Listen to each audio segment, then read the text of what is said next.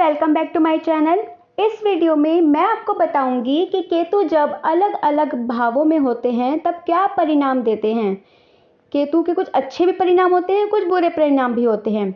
मेरे चैनल को like share subscribe करना बिल्कुल मत भूलिएगा। तो शुरू करते हैं अपनी वीडियो, मेरे साथ जुड़े रहिएगा अंत तक।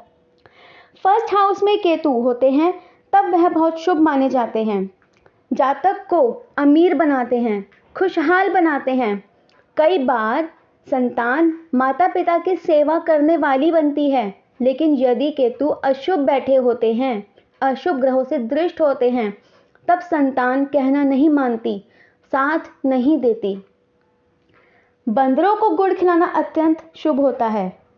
सेकंड हाउस में जब केतु होते हैं तब इंसान को यात्राएं करने को मिलती हैं। यात्राएं शुभ फल देने वाली होती हैं। छोटी से लेकर बड़ी यात्राएं सभी उसको धन उपार्जन करने में मदद देती है। दूसरी ओर यदि केतु अशुभ बैठे हों तब इंसान की यात्राएं फिजूल हो जाती हैं।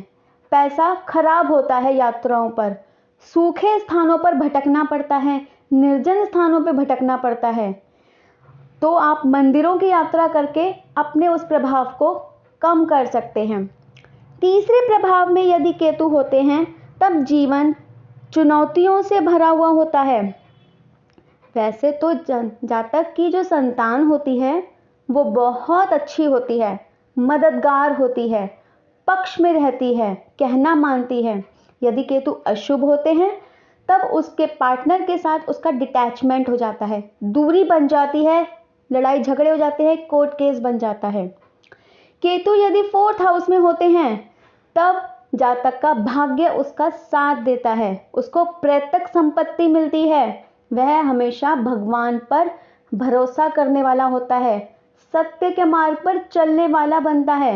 यदि केतु अशुभ बैठे हो तब मन अप्रसन्न रहता है, फिजूल के दुख मन में चलते रहते हैं और माता को हमेशा कष्ट मिलता है। जातक की माता हमेशा परेशान रहती है, बीमार रहती है। और इसमें चांदी को धारण करना अत्यंत शुभकारी होता है। बात करते हैं फिफ्थ हाउस की। यदि केतु फिफ्थ हाउस में बैठे होते हैं तो यह घर संतान का होता है।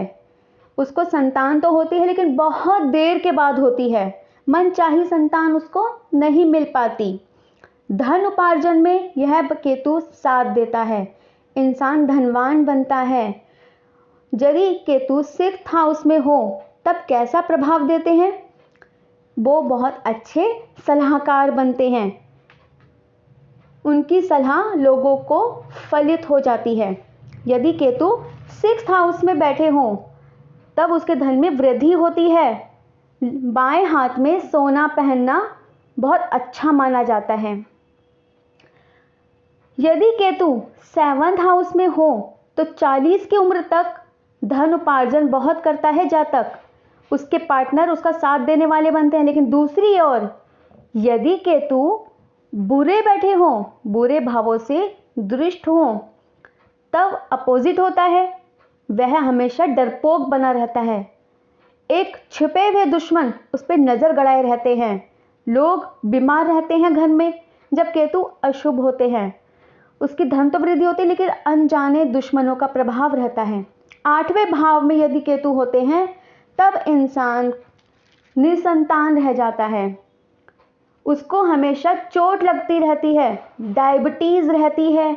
उसका पार्टनर हमेशा बीमार रहता है। पत्नी की कुंडली में हो तो पति बीमार रहता है, पति की कुंडली में हो तो पत्नी हमेशा बीमार रहती है। एक मन अप्रसन्न रहता है, इंसान हमेशा दुखी रहता है। यदि केतु नाइन्थ हाउस में हो तो बहुत ही भाग्य प्रदाता होते हैं। नाइन्थ हाउस में केतु भाग्यशाली माने जाते हैं। बहुत प्रयासों के बाद उसे सफलता जरूर मिलती है। यदि केतु अशुभ बैठे हों तो पीठ में दर्द रहता है, पीठ की समस्याएं बनी रहती हैं। कुत्तों का पालना अत्यंत शुभ होता है, उनको रोटी देना शुभ होता है। पैरों की समस्याओं से छुटकारा पाने के लिए भी केतु का शुभ होना अत्यंत शुभकारी माना जाता है। 10th हाउस की बात करते हैं। 10th हाउस में केतु होते हैं तब वो उनका जो फल होता है शनि की प्रकृति पर निर्भर करता है। भाग्य साथ देता है, इंसान भाग्यशाली बनता है, ईश्वर में आस्था रखता है। दूसरी ओर यदि केतु अशुभ हो तो हड्डियों में दर्द रहता है, संतान की वजह से परेशान रहता है। शहद का उपयोग करना अत्यंत शुभकारी होता है। घर में शहद का प्रयोग अत्यंत रूप से करा जाए। अब बात करते हैं 11th हाउस की। मेरे चैनल को सब्सक्राइब और शेयर करना बिल्कुल मत भूलिएगा। इस भाव में केतु बहुत अच्छे होते हैं, धन देते हैं।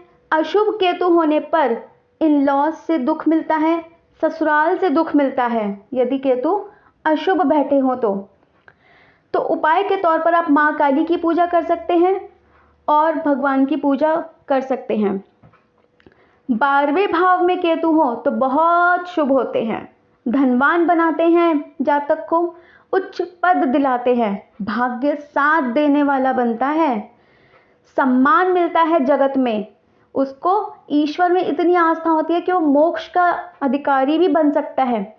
बस अगर केतु अशुभ होना तो सिर्फ एक ही प्रॉब्लम रहती है, वो है संतान की प्रॉब्लम। इंसान को संतान नहीं होती, अगर होती भी है तो वो कभी कहना नहीं मानती। संतान की तरफ से उसे हमेशा डिटैचमेंट मिलता है। और सभी मर्जों की एक दवा है विष्णु सहस्त्र नाम का पाठ और माँ काली की पूजा करना। यदि आप ये दोनों नित्य प्रति करते हैं तो राहु केतु के दुष्प्रभावों से हमेशा बचे रहेंगे। उम्मीद है आपको मेरी वीडियो पसंद आई होगी। लाइक शेयर सब्सक्राइब कीजिएगा। मिलती हूँ अगली वीडियो में नई जानकारी के साथ। तो मेरे से कोई क्वेश्चन पूछना हो इंस्टाग्राम अकाउंट पर पूछ सकते हैं। Bye bye.